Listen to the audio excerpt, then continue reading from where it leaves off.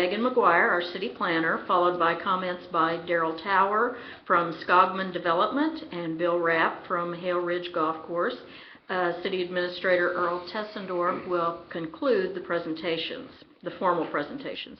After the presentations, City Council will have an opportunity to ask questions or make comments at that time. So we ask that you wait until those presentations are finished before making comments or questions. The floor will then be opened to the public for comments. Comments should be limited to the annexation issue during the public hearing. Comments on other topics should be made during the regular council meeting, which will follow immediately. So if you're here to complain about your trash, you're going to have a little wait before you can make your comments. When you make a comment, we ask that you do come to the podium and speak into the microphone and identify yourself, your name, and that is for our public recording. Okay, we're all here to talk about annexation this evening, and I'd like to give you just a little bit of history to get started. Very briefly, in 2008, an involuntary annexation plan of 1,400 acres, including the Highway 87 corridor, narrowly failed by a vote of the citizens and residents of the area to be annexed, and that did fail twice. In 2010, the city entered into a pre-annexation agreement with Hale Ridge Golf Course. Since that time, attempted voluntary annexation of the area has been attempted, but it was unsuccessful. A work group was appointed to assess the situation, and after discussion, the City Council moved to bring the annexation issue forward for the November ballot. And that brings us to where we are this evening. And I would ask Megan McGuire, our city planner, at this time to make her presentation. Thank you, Madam Mayor. I'm going to move up here by the boards. Hopefully everybody can hear me. It's always difficult to make sure that the City Council can hear and see what I'm talking about, as well as the crowd. We're going to try to do a presentation utilizing our new technology here at City Hall. So what I'm talking about should be on each of the 4 screens, as well as I will reference the board, so whichever you prefer to look at. Megan, you do need to use the microphone so that people in other parts of the world can hear you. Would you rather hit the hand? No. I'll really blast people out here when I put the scratching on my blouse here. Thank you. Is that projecting? Is it turned on? This is a new one on me, Mary. You got me all kinds of good stuff going here. How about now? Yeah. Whoa! Oh boy. That might be a little too loud. Okay. The annexation that is proposed down Highway 87 and a little bit of the southern border of the existing city limits is a much smaller, compact, and customized annexation than the 1,400-acre annexation that the mayor referenced before. The annexation that is being proposed is what we kind of refer to as a connecting area, or phase 1 of a larger annexation that the city is looking forward to. When you look up on the boards, this is the area in yellow that is proposed to be annexed. This is approximately 53 parcels and 46 property owners. The existing boundary is what kind of triggers the shape of our annexation. An involuntary annexation requires 15% of the total perimeter of the area you're annexing has to touch. There has to be some reason, some compactness, some uniformity to that annexation. So we are able to touch along the Highway 87 corridor at the current existing city limits. And we also are taking advantage of a mistake that occurred several years ago in the 1960s when this subdivision along Carla and Sonia came into the city limits. There was a very odd description apparently of that area to be annexed, And we have about 15 properties on Sonia Drive that their front yards are in the city and their backyards are not. I don't believe it was intended to occur that way, but when we discover things like this, we try to clean them up as we go along. So where we are going to take advantage of that area along there, bring that in, straighten up those, that boundary, have it follow the existing section line, and move on down Highway 87 to bring in the properties on the southern and northern side of 87, some properties on Jefferson Road, coming on down Highway 87 at the intersection of 98, and coming down to a property that's owned by Mrs. Martha Schrader, and she is going to be our last property in the area to be annexed, proposed. That does not get us including the Hale Ridge development. You will hear presentations as we go along this evening as to the economic development opportunities that the city sees in the Hale Ridge development. But because of that state law requirement, we can only take in so much at a time under an involuntary piece. So that gets us down there. That brings in the properties that we absolutely have to be contiguous all the way down the corridor. And provides us some opportunities not only to provide some potential development areas, but also we have spoken with almost all of the property owners in this area, and some of them very much need to upgrade and have access to sanitary sewer. The City Council, and anyone who has asked for it, has been presented an entire plan of intent, and it talks about all the city services, what it's going to cost, all the maps, and so forth. We've also provided a copy of a supplemental plan, which I'll speak on this evening. Another very important part of the plan of intent is, if I were a property owner in this area, how are you going to zone my property? And through the zoning map that Kate's going to display up for us, we have determined, we don't think we have any non-conforming uses along this corridor. We think that by the designated areas of residential and commercial properties, they will fit nicely within clusters of those zoned areas. As you know, we have a number of commercial entities, the Ag Co-op, Potter Trucking, we have a Potter Transport, we have a number of Cooper Trucking and Welding Company, we have a number of the Animal Hospital, we have a number of commercial areas kind of co-located, if you will, at the intersection of 98 and 87. We have some opportunity for commercial development up into that. We have a number of tracts that are for sale that have some commercial development capability. And otherwise, we have some open areas that are currently being farmed, which can continue to be farmed until such time as they become sold or further development occurs. And we have a number of folks that are in the area for with residential locations. Am I still mic'd? No, Not coming I'm through. off. Okay, what did I do? There you go. I'm back? Kind of. So that's the zoning plan. The Planning and Zoning Commission just met to look at it. They have approved the zoning plan, and it comes presented today. It'll be interesting if we get any additional feedback over the next week prior to a final vote on this plan. In terms of the commercial areas, I think that we probably got a good plan on a C2. We may want to adjust a few of them to a C1 depending on what those issues are. But right now we have a confirmed and published plan for zoning of those areas. The other issue that Darrell Tower and Bill Rapp will talk about is the zoning of the potential areas for development on the golf course with further development of commercial and residential. I would assume that as we go along with that, we would probably entertain more of something like a CT zone, which is a mixed residential commercial use. Kate, can you pull up the plan of intent table of contents? One of the issues with an involuntary annexation is If the city brings you in, we are obligated to provide you normal city services, and that includes a number of things.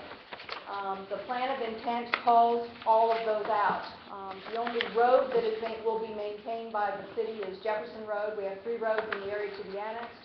Highway 98 and Highway 87 will continue to be state routes, maintained, snow removal and so forth by MoDOT.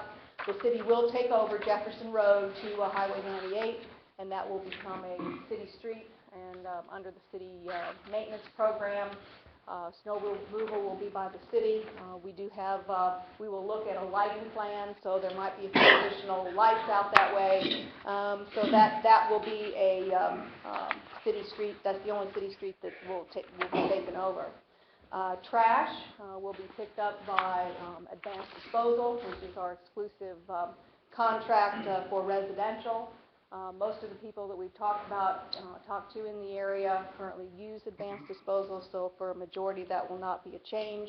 Commercial will be an individual preference, as it currently is with all of the folks within the city of Boonville. Gas and electric, we currently have 2 providers out there. I was a little surprised. I didn't know Como had a couple customers, but they do. Under state law, we've notified Ameren and Como, and they will need to decide, obviously because the city of Boonville has exclusive franchise with Ameren, whether or not those providers will continue to be with Como. That's a decision that they will make independently under the supervision of the Public Service Commission. Police. The area to be annexed will be serviced by the Boonville Police Department. We also provide emergency siren services. We believe we probably will need a couple out in that corridor. We will do a study upon a successful annexation to determine that. Fire protection. That's a big one. We have a mandate under state law that says when a fire protection district is currently paying down debt and servicing that debt through their service providers, through their customers, when the city goes in and annexed an area, you have to respect that and work towards making sure that Cooper County Fire Protection District is stabilized and that they don't lose tax base in order to service that debt. We had a number of conversations with the Cooper County Fire Protection District, and we believe it's in the best interest of the city and the properties to be annexed that we contract with the Cooper County Fire Protection District to continue to provide the services out that corridor. They have recently done a number of upgrades. They have a 24-hour, 7-day-a-week operation. They have the tanker trucks, and they have the ability to service this area. They will have the advantage because we believe it's important that we also do what we call a dual dispatch or mutual aid. When the tone goes out for a structure fire or services needed by the fire districts, both the city and the county will be toned out. We do know that we need to add a couple of fire hydrants fairly quickly. Obviously, for the ability for a tanker truck to refill, we need to have some more fire hydrants in the area.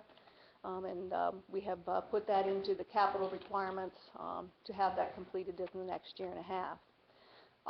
As development occurs down this corridor, if you would see development in any of these vacant tracts along the corridor, and obviously as we move forward with the commercial and residential development around the golf course, we will need to provide some additional water pressure. We've done a preliminary hydraulic analysis,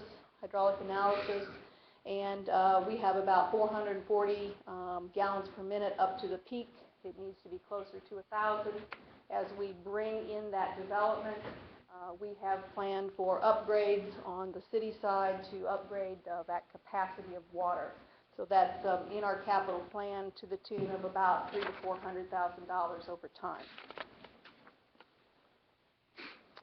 How about I do water, since we're talking about water? This area is currently supplied by the Public Water Supply District. They are doing a fine job providing water to this corridor. They have water in an 8-inch line all the way down Highway 87. So again, we propose in our plan that we contract with the Public Water Supply District. It's the city water and the Public Water Supply District pipes, no different than what we have in the city in terms of that.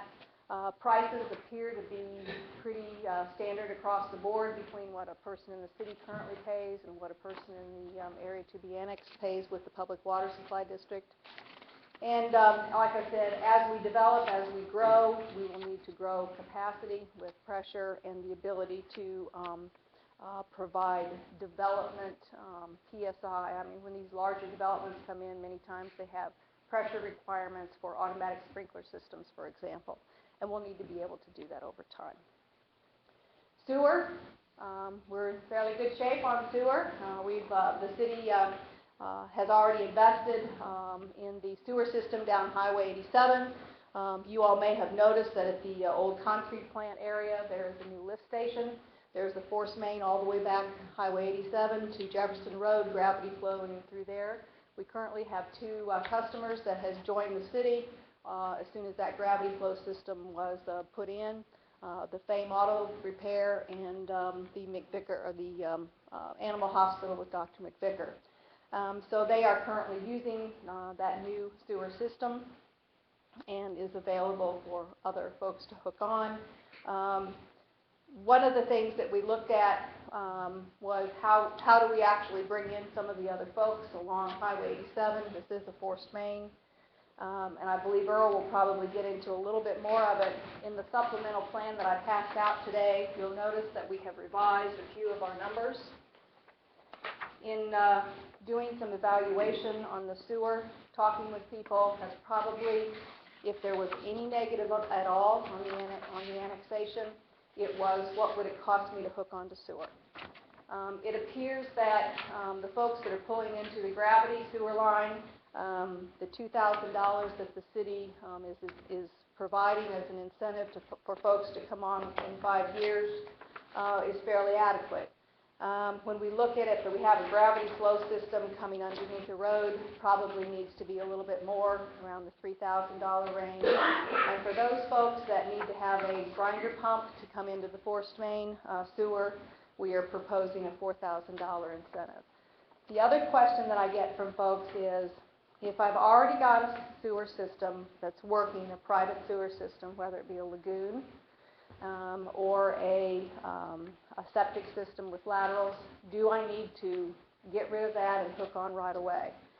It's not required, as long as it's functioning, it's working properly. We'd be more than happy to work with you in terms of agreeing to how long we think the life is left in there. And we obviously would want you to hook onto sewer if you're having a failing system or if it's on the last legs of a working life. But we are offering an incentive plan to be out there and available for 5 years after the effective date of the annexation.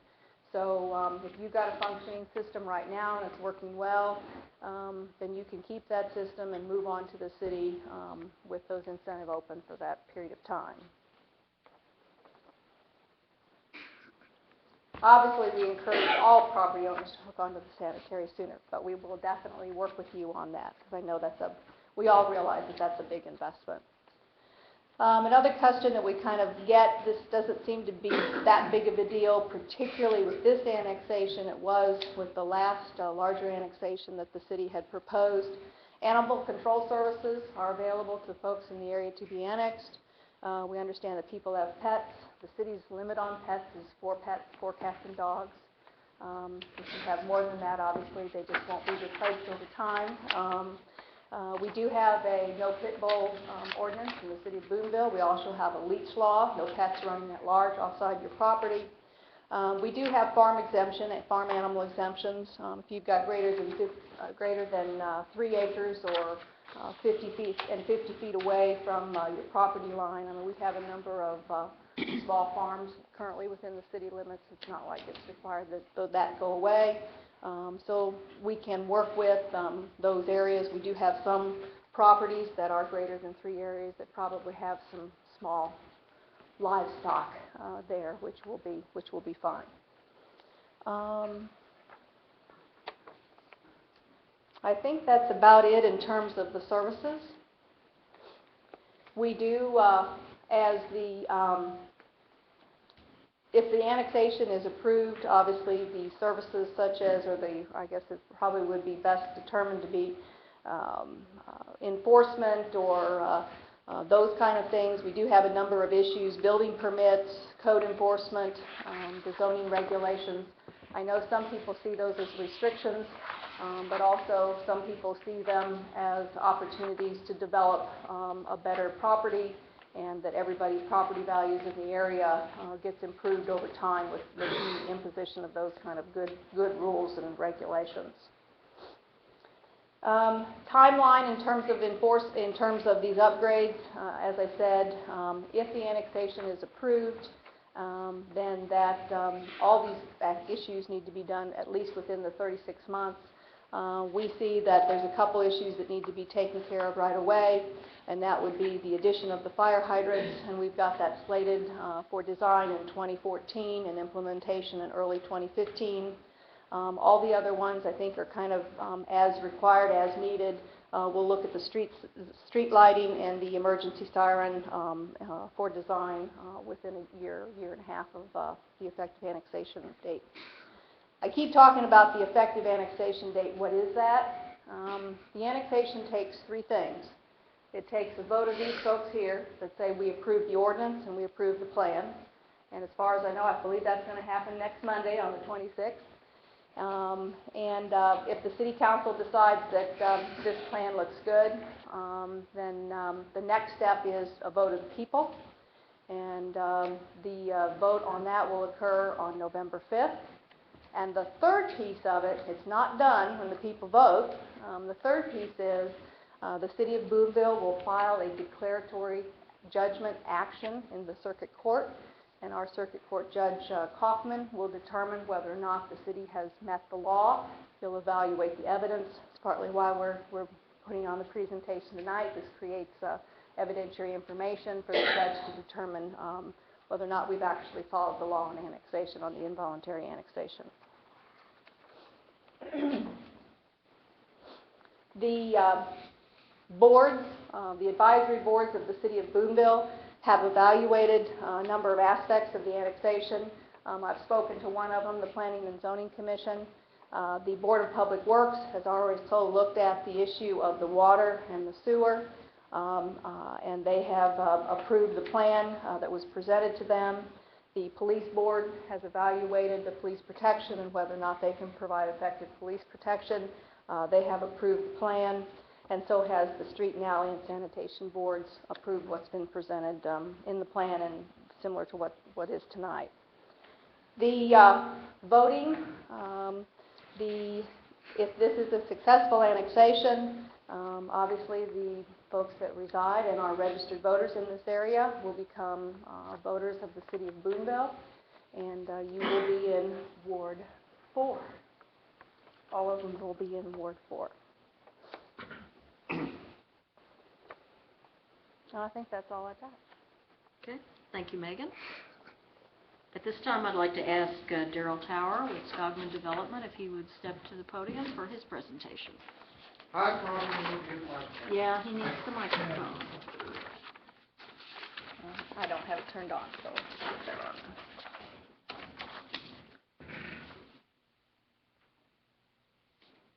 Sure.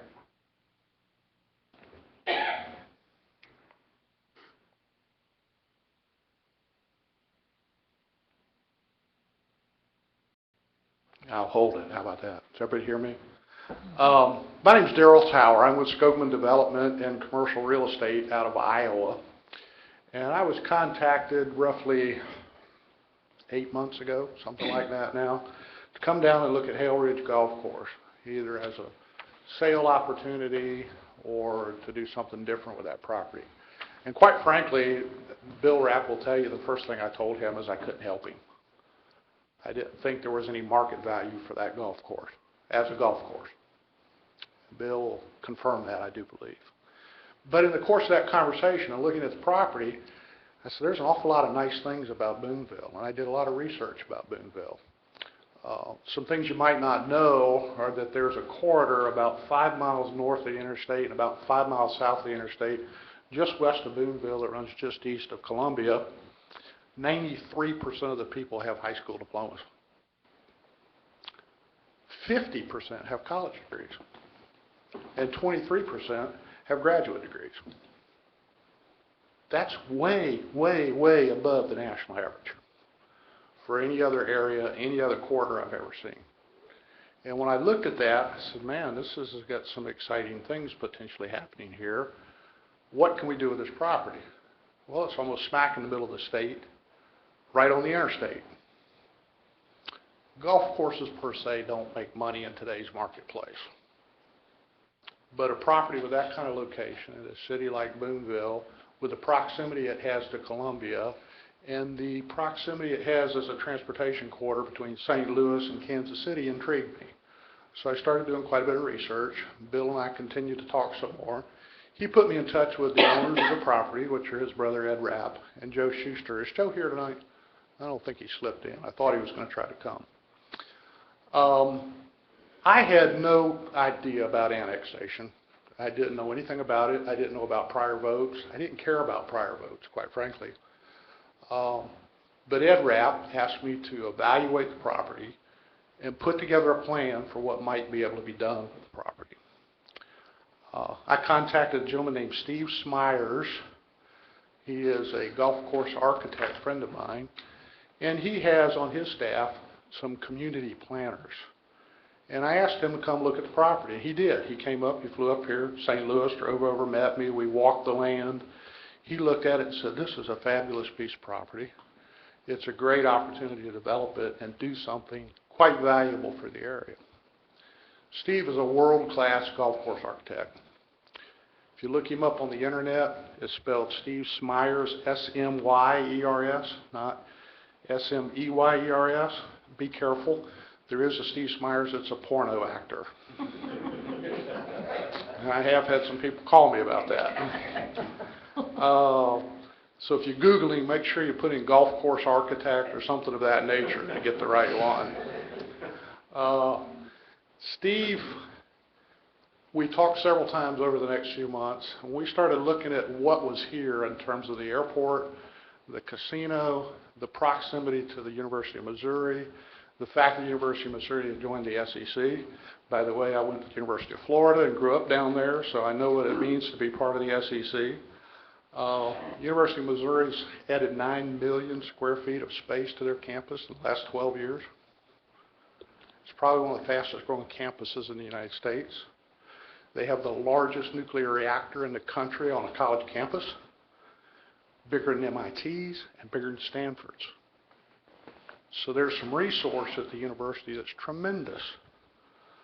We've talked to people about doing research parks out there. We've talked to people about doing hotels out there. We've talked to people about doing outlet mall out there. I've probably talked to over 100 people about this piece of property. Long story short, everybody that looks at it says, well, what's the plan? Again, we're doing all this with no knowledge of annexation. And when I looked at the plan and we finally sat down with the owners and said, we need to put together a comprehensive plan, they hired Steve Smyers and said, build us a plan. That was in the process, and the idea of annexation came up in my mind about 6 weeks ago. And so I sat down with some of the folks on the city staff, the mayor and city administrators, some other folks, and said, here's what's going on. And in talking with the owners, they commissioned somebody to build us a plan. I have the preliminary drawings. We're not going to release those publicly yet because they're preliminary. The owner hasn't even seen them yet. I'm meeting with him this Friday and Saturday to go through that and say, you know, what parts do you like, what parts do you not like, et cetera. I'm going to Peoria to meet with him this weekend. But I can tell you this, the plan is a mixed-use development. Includes about 45 to 50 acres of commercial frontage on both the interstate and on Highway 87. It includes a total redevelopment of the golf course, and it adds about 250 homes to the area. Homes priced on average in the $230,000 to $265,000 range. A boutique hotel, an event center, and a outdoor wedding facility. A couple of parks, hiking trails, several nice things along that type that would be good for the city. The owners have asked me to do a complete analysis of what it would cost to do the development and the financial impact it would have on both the owners and the city and the population. I can tell you I've pre-calculated the revenue side of this thing. I think conservatively, you're looking at between $2.6 and $3.4 million a year in taxes, property taxes, into the local economy. Just property taxes. That doesn't count sales taxes on the commercial. It doesn't count licenses, impact fees. It doesn't count any hookup fees for any of the development out there. It doesn't count hotel motel tax if a hotel goes out there. That's strictly the property taxes alone once the project's built out. When I talk about this property, everybody asks me, the first question asks is, my God, you're talking about Boonville, Iowa. We're not going to put 250 homes out there. Well, in Cooper County and in Boone County, for the last 5 years during the recession, there's been 500 residential housing permits pulled. Now, unfortunately, about 5 get pulled in Cooper County. The rest of them are in Boone County. Well, that's 500 homes a year being built within 25, 30 miles of here. Right now, during the recession. Prior to the recession, it was almost 800. If we get 4% of those, that's 20 to 25 homes a year being built out here. In 10 years, there'll be 250 homes out there. The impact of 250 homes and property taxes alone is well over $3 million to the community. And a high percentage of that, I believe, goes to the schools. So you're looking at a tremendous economic impact in terms of jobs, in terms of sales tax, and in terms of property tax. The plan right now, after I meet with the owners this weekend, is to try to finalize the final drawings and plans for the area, and then see what the next step is. Now, I got to be totally honest. There has been no commitment on the part of the owner that says, I, as the owner, am going to do this. The commitment has been, I, as the owner, am going to fully investigate this and make a decision.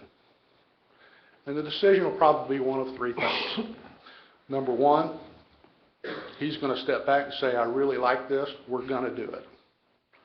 He's going to say, I like parts of it, I have expertise in parts of it, I'm going to partner with people and do parts of it, and find other people to do the other parts. Or he's going to say, you know what, let's finish the plan, let's package it all up, and find somebody to do it besides me. But the commitment is to get it done. Whether the current owners do it, or whether they find somebody else to do it, the commitment is to finish this and get it done. And I think those of you that know the owners probably recognize that that could very well happen, and I think Bill would affirm that as well.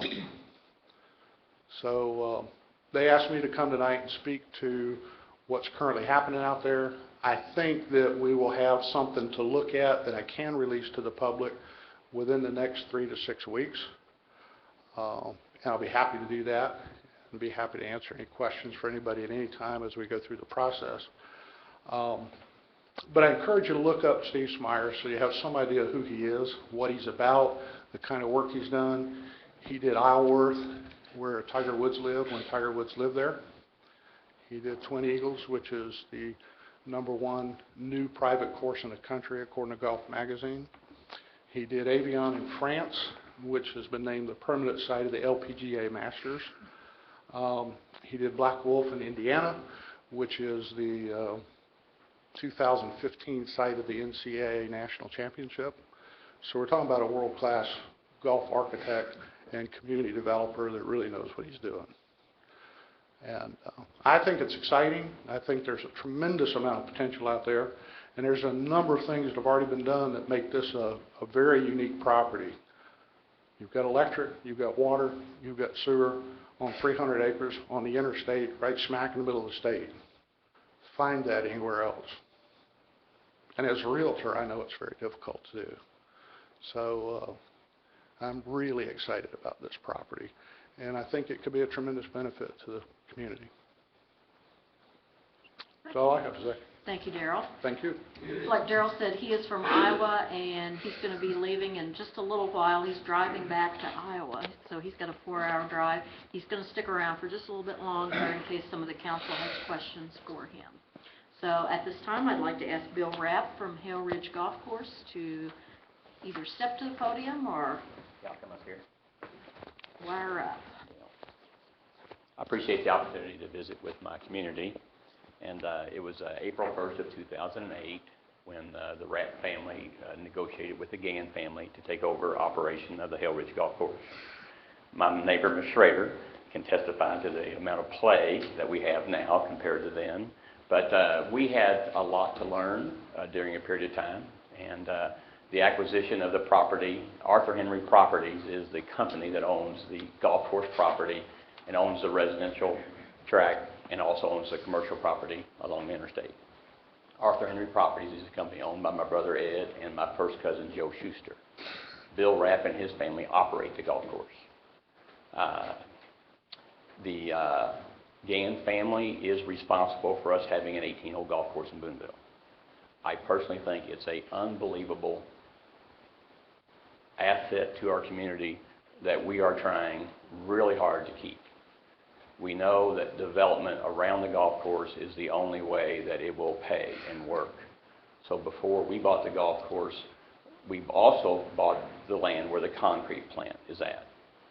We knew that if we did development, we wouldn't want the noise and the dust to soar that's there. So we had a month-to-month lease with the concrete plant, and they knew that at some future point in time we would like them to move, and we're glad that in a timely manner, when they were ready, they're moving to a new location. And we hope the timing's right that we can put in a new development where that site's at, so it's more conducive to what we do. But, the benefits for our community is what I'm excited about. I know that Mr. Gann had a dream, him and his wife. They built a really nice golf course in Boonville. It is fun to watch. The big break that I believe we got was when Sharon Sickman decided to sell her farm to Arthur Henry Properties.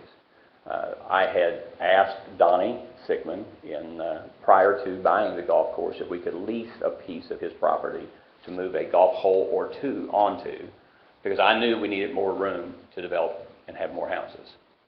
And Donnie wasn't interested in selling his farmland, so we just proceeded as so.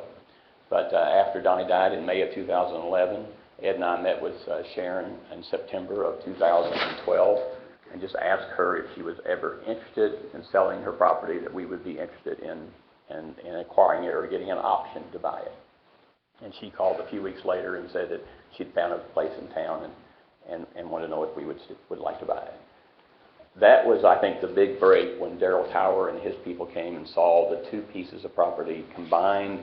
We now have so much more room to develop, and that's really what we're excited about long term. Ed Rapp is committed to the project because Bill asked him to help. He's living in Singapore now. He's got family in Raleigh, North Carolina. He's got a lot of different things going on, and really the last thing he needs is an issue dealing with Boonville. But luckily his family lives here, and Ed's from here. Ed went to Pollard Grove High School, graduated from the University of Missouri in 1979, went to work for Caterpillar, pricing parts is what his job was. And they don't pay a guy that prices parts very much. But he went from Peoria to San Francisco, to Johannesburg, South Africa, to Geneva, Switzerland, to Cary, North Carolina, to Peoria, Illinois, and to Singapore. So he's made a lot of sacrifices throughout his lifetime. We are also glad he's on the business board at the University of Missouri, so he comes every 6 months, I think, for a business meeting. Ed will be in town, and we're going to have a meeting with the golf course members the 18th or 19th of October. And I think with that time, we're hoping to have some plans that we can present as far as what the development plans are. But the golf course is for sale. I've had some people ask me, I heard the golf course is for sale. And the golf course is for sale. If somebody wants to take over the project, we would be happy to let them have it, and I'll go somewhere and play golf. I'll be real happy to. But we believe that the Rapp family will be involved with our community and with the golf course for many years to come. And I think we'll have a real nice development on the corner of Interstate 70 and Highway 87. And, it's going to be really interesting to see how the thing works. We need community support. We know that we can't get everybody to agree on annexation, but we feel like the greater good is what we're after. So we would appreciate any support that you guys can give us. And we'd be happy to meet with anybody individually that has any specific questions regarding any part of the project. There is nothing that we're hiding in any way, shape, or form. That's all I have. Okay. Thank you very much, Bill. Thank you. At this time, is Ken Hurlinger here? Did I see you come in? Yes. Ken Hurlinger is going to be speaking on behalf of the Moberly Area Economic Development Corporation. He is a sitting member of that board. Corey and David both had previous commitments and send their regrets that they could not be here, so they sent the next best thing. Did the letter end up here? Yes. Okay. Uh-huh. Okay. Do you want to read that, or? Yeah, I'll be glad to do that. Okay.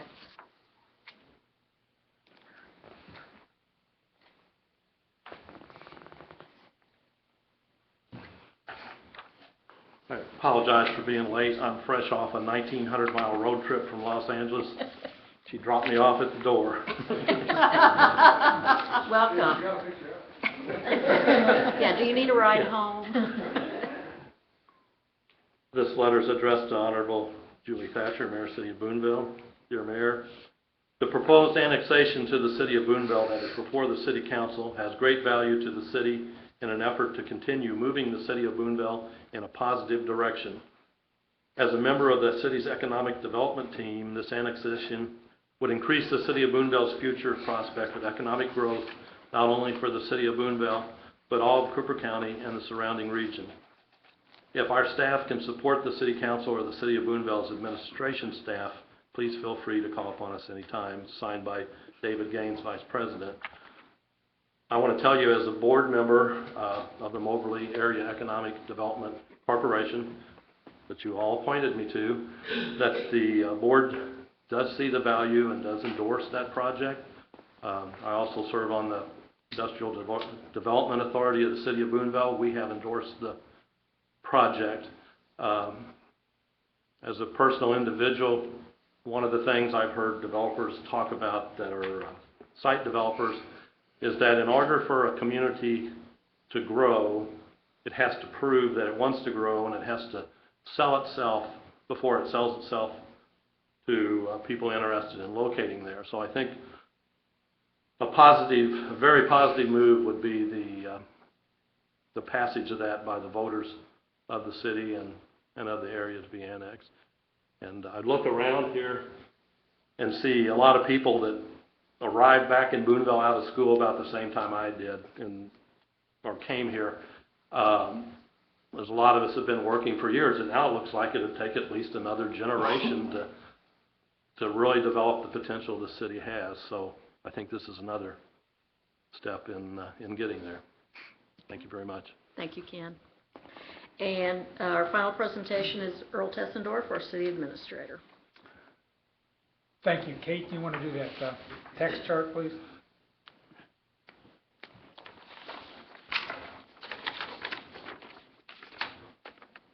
I'm going to review the financials, taxes, and test factors for annexation. That's a little difficult to read, but it's actually quite simple if you understand it, so I'll just start with that. We're talking about property taxes here, and as you all know, for the community, they're something over $6 per $100 of assessed valuation. The difference between living outside the city limits and inside the city limits is quite simple. Outside the city limits, you're in the fire district, and their levy is 85 cents per 100. Inside the city limits, you're not in the fire district, but you pay city property tax, and that's 65 cents per $100 assessed valuation. So that's 20 cents less. Obviously, 20 cents in the scope of $6 plus is not big money. We're not trying to fool anybody here, but it is fair to say that property taxes are less inside the city than they are outside the city. In terms of the other taxes and costs, I'm going to summarize those a little bit. We'll focus on the properties to be annexed first, and we're sort of taking the present state of things, not 10 years out, with assuming successful development both on the revenue side or the expense side, because they ought to track each other. The impact on the properties to be annexed, I just spoke to the property tax, any business in there will always have to collect city sales tax. They already would be collecting county, state sales tax, so I wouldn't see that burdensome. If you shop there, you'd have to pay for it, but again, at this point in time, there's not a lot of retail locations outside there. There is a modest tax on utilities at the city level levies that's not in existence presently. It's on natural gas. There's probably not a lot of natural gas users out there at the moment. It is on electricity also. So that would serve to use up some of the gain from the 20 cents. Any business would have to acquire a merchant license, which is pretty much nominal for most entities, $100 and $150 at the most if you have pretty high gross revenue.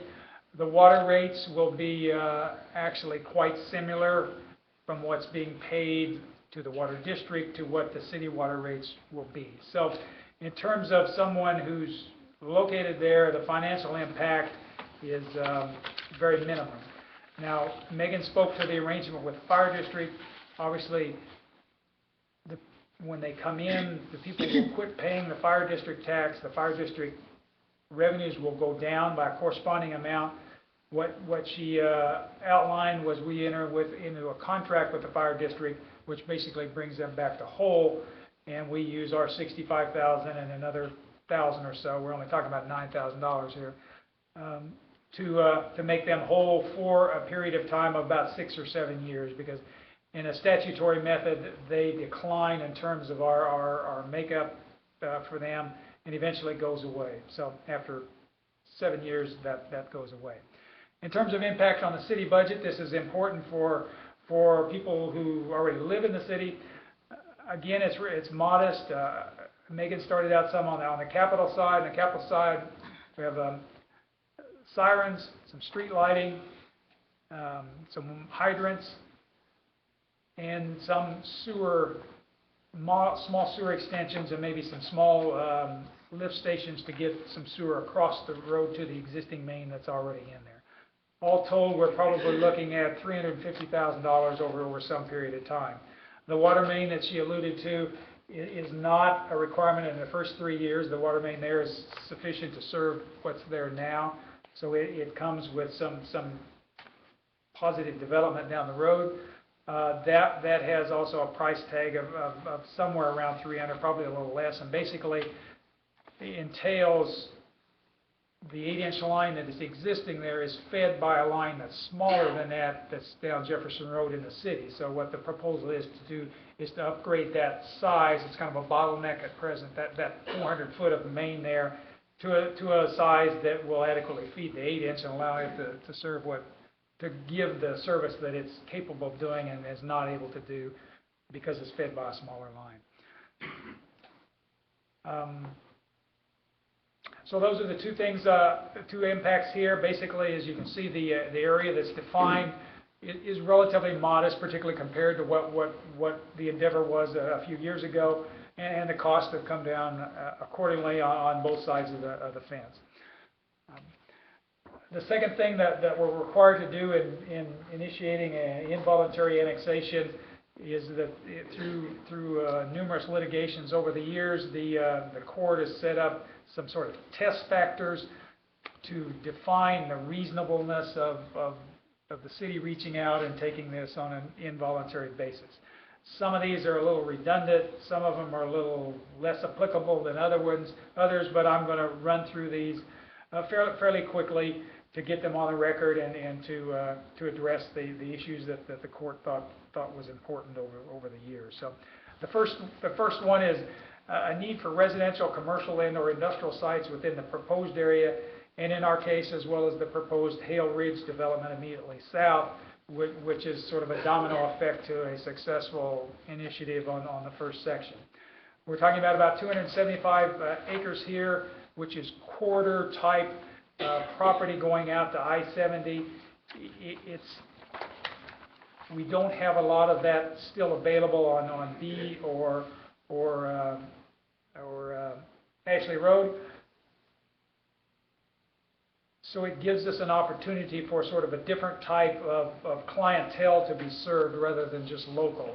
The golf course development obviously has some commercial sites available.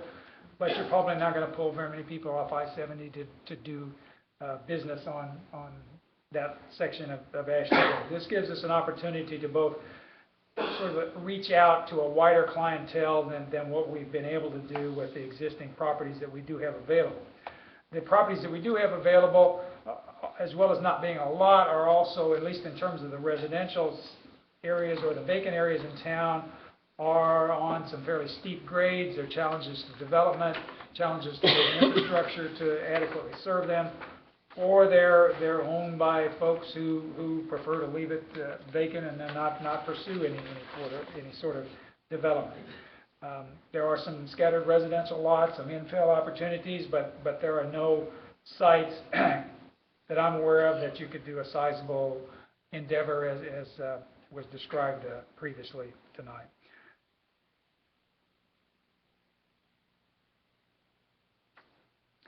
A second item is unable to meet this need without annexing the area. I've covered this more or less in the first section in terms of trying to reach out to a sort of different level of economic contribution for the community, as well as for any sizable residential type development.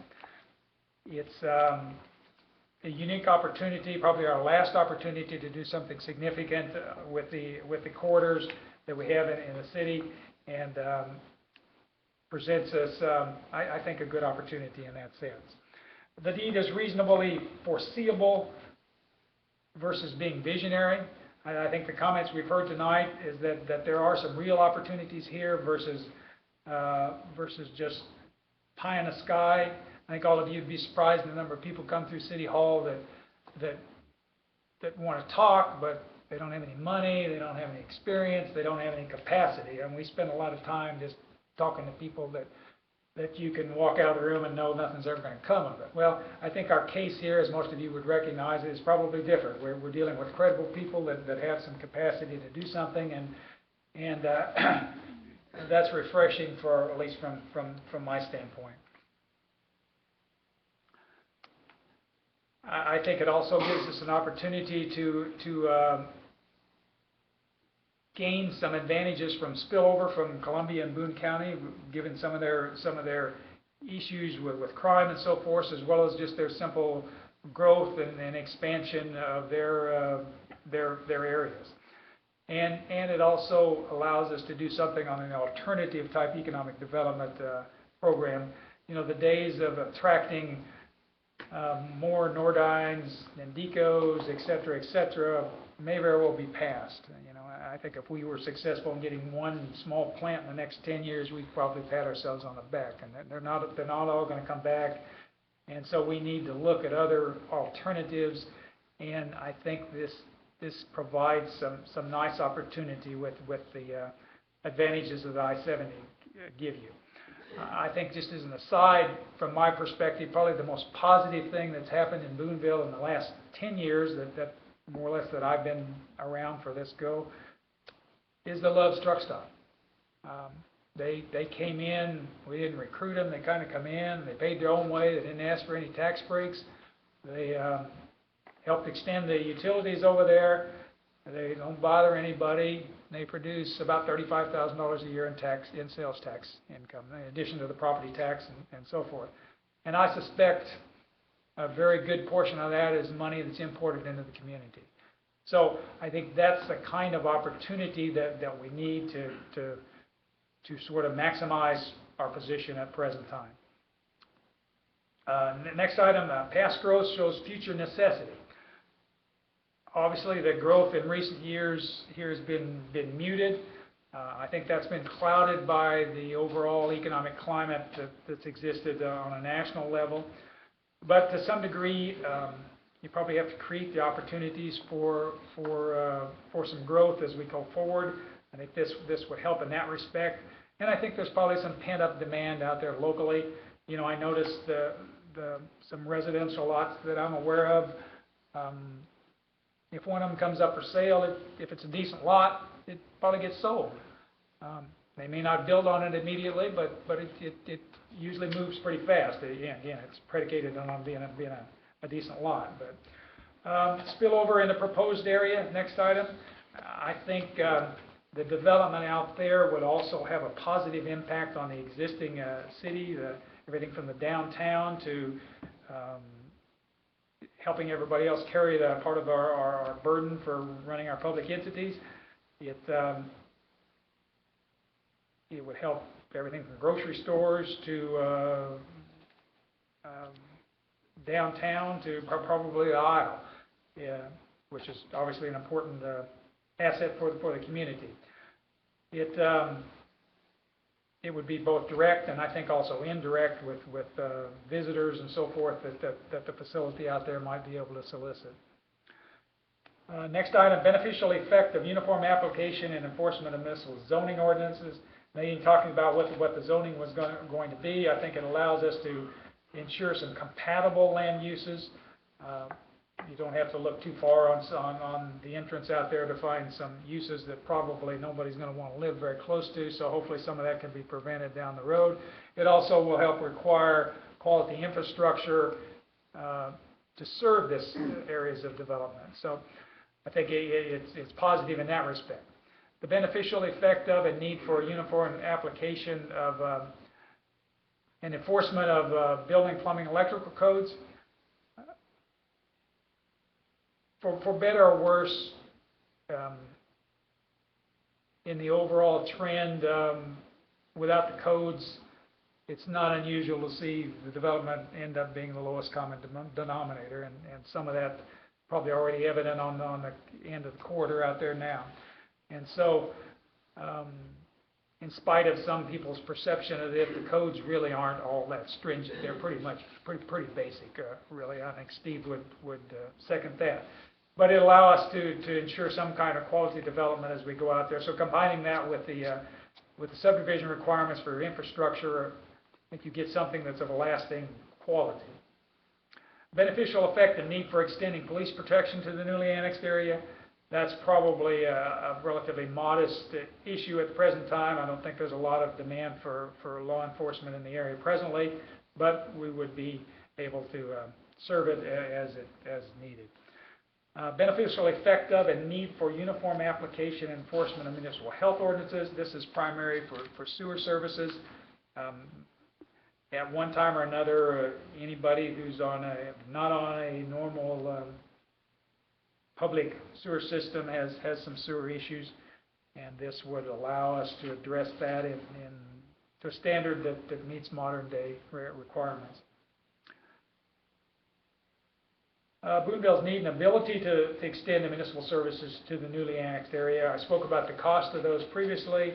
Again, the infrastructure, the sewer, the water are pretty well in place already, which is an important thing given our economic times. The pre-annexation agreement facilitated some of that with the RAPs.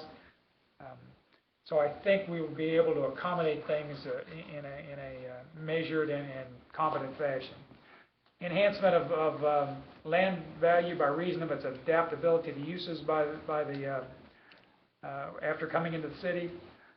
Again, with quality development, good infrastructure, guided by the zoning codes, I think you end up with some improved land values that we can all be pleased with and reap the benefits of.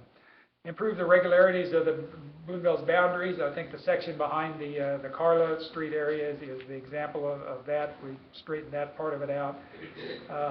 Although the boundaries are not a perfect straight line, neither I think is there a bunch of zigzagging back and forth on it either. So it's a reasonable approach with this while maintaining a balance to what's realistic in the current situation.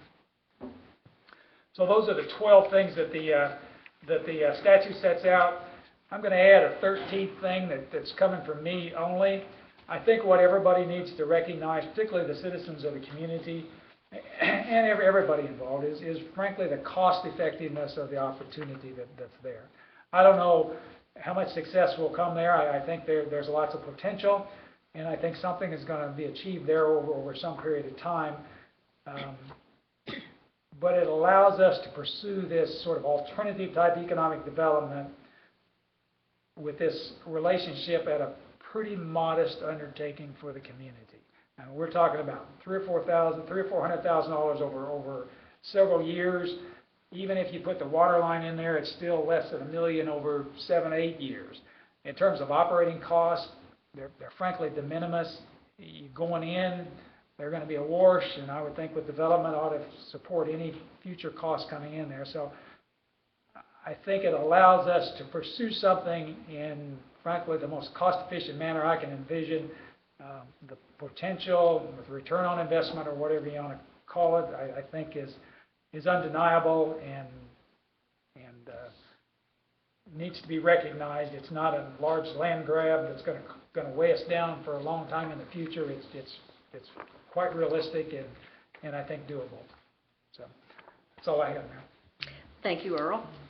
At this time, I'd like to open it up to the council for questions, and as soon as they get done, and then we'll open it up to the public. I know several of you would like to say a few things. So, council, questions for any of the presenters or comments?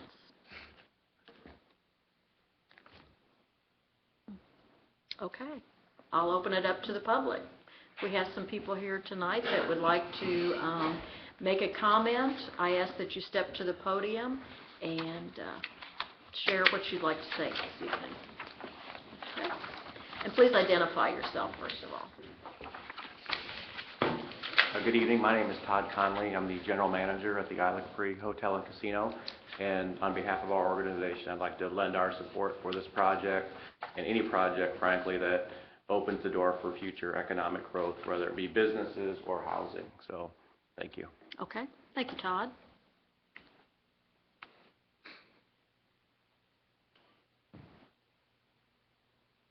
Dr. Wiley McVicker, owner of Boone's Lake Animal Hospital, which is in the proposed annexation site. I support this, and for the future of Boonville to grow, we have got to have this, because the east side of Columbia is east side of Boonville is next to Columbia, and that's where we have got to go.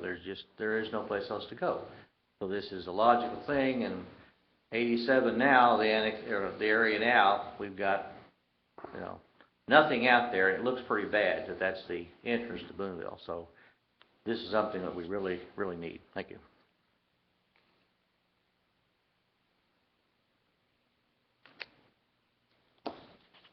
Good evening. My name is Paul Davis. I'm the Cooper County Eastern District Associate Commissioner. And on behalf of my fellow commissioners, Presiding Commissioner Eddie Wickner and Western Associate Commissioner, Western District Associate Commissioner David Booker, I appear before you with a brief statement of support for the proposed annexation. Of course, Cooper County's responsibility in general government is to provide security for our residents, and also to do what we can to make sure that necessary services such as clean water, fire protection, etc., are provided. Although the county does not get involved with operations of fire districts or water districts, our overall mission is to make sure that our citizens, our residents, are well provided for. The County Commission is satisfied that the City of Boonville has done due diligence in making sure that if this annexation goes through, that those basic services will be provided for in a continuous basis and a fair manner. The final comment I'd like to make is that the County Commission recognized a few years ago the opportunity for growth and development in the Hale Ridge Golf Course area. A couple of years ago, the Hale Ridge owners came to the county and asked for its support of their proposed neighborhood improvement district, by which they could do their own infrastructure development to the extent they saw necessary through that avenue.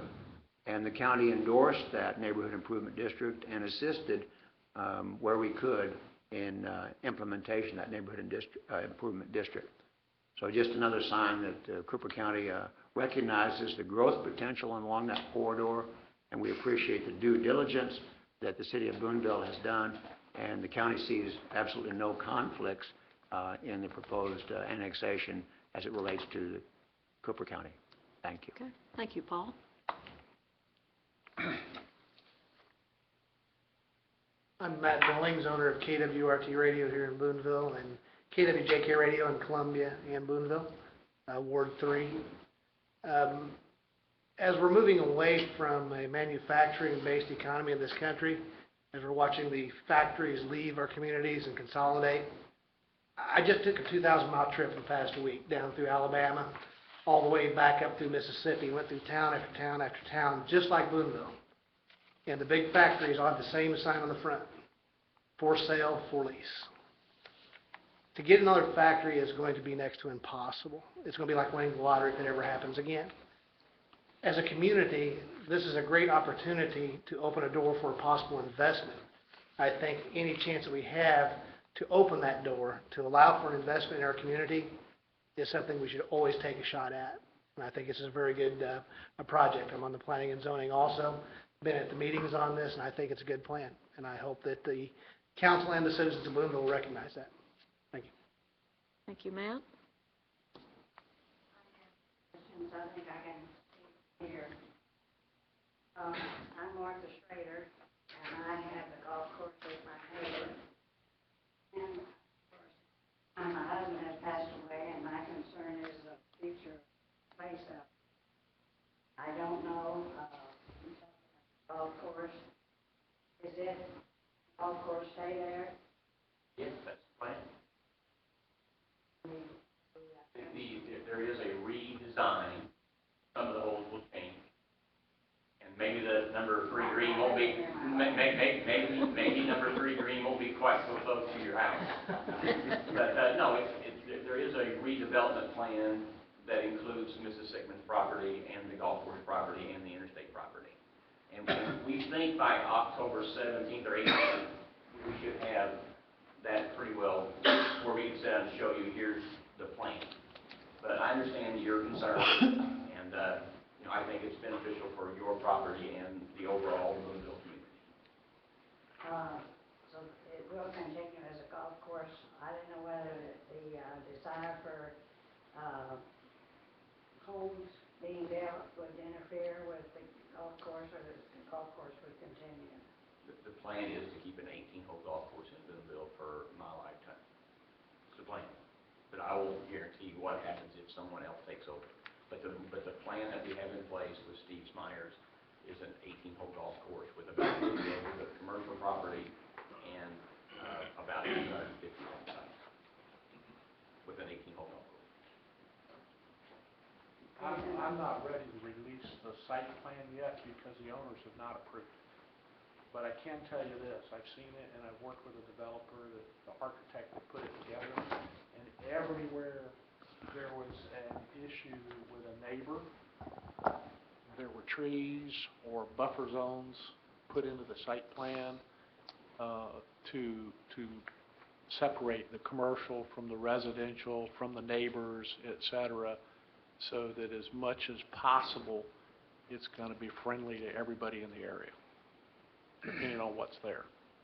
And well, as you know, I've already had a sewer line and a water line through my front yard, Yes, we know. and I don't really need another outlet going through there. So that's why I'm concerned about the future of the plan.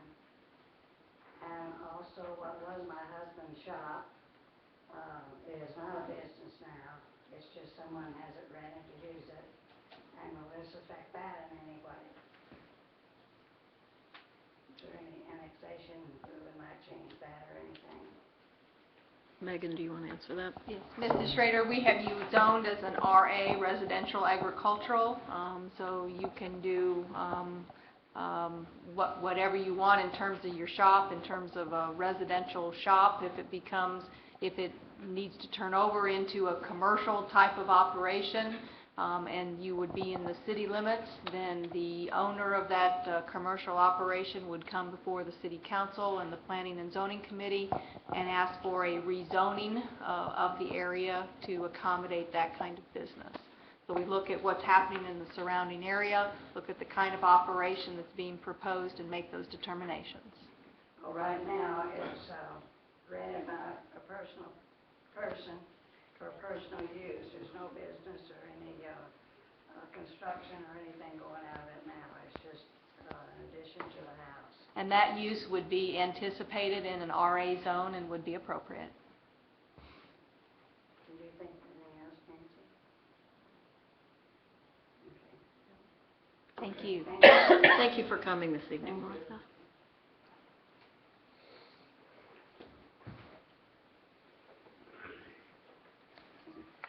Jerry Quinlan, I'm a realtor here in Boonville, been in here working in Boonville for over 60 years. First, I want to thank the council for putting it on the ballot so we can vote for it. I definitely think that it's we need to keep the city growing, and this is one way we can do it. This has been lax for a long time, so we need to all get behind it, and we need this. I pick up a little bit of talk that maybe this is all for Ed Rapp. Ed Rapp is a fine gentleman. I mean, I had him in Little League, I've known him all my life. This man is doing more for Boonville. Don't get the idea that we're doing this for him. I mean, I picked this up a little bit this evening. This project can help us. I mean, we've lost too many jobs over the last 10 years. And this is one chance we have to take a better Boonville. So I hope that we do it. Sow a little seed today and we'll have a few votes. We'll have a good harvest. Thank you. Thank you, Jerry.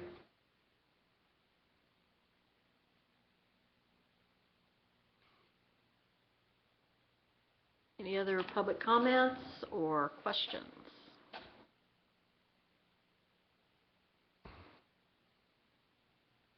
Last chance. Okay.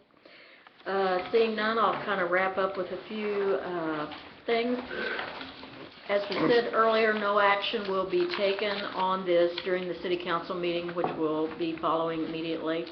It will be voted on by council at a special council meeting that will be held 1 week from tonight, next Monday, August 26th at 7 o'clock, and that will give you a lot of time to contact your council person or any of the staff members. If you have a question that you're not comfortable asking in public, you can give us a call and we can visit with you about any of this.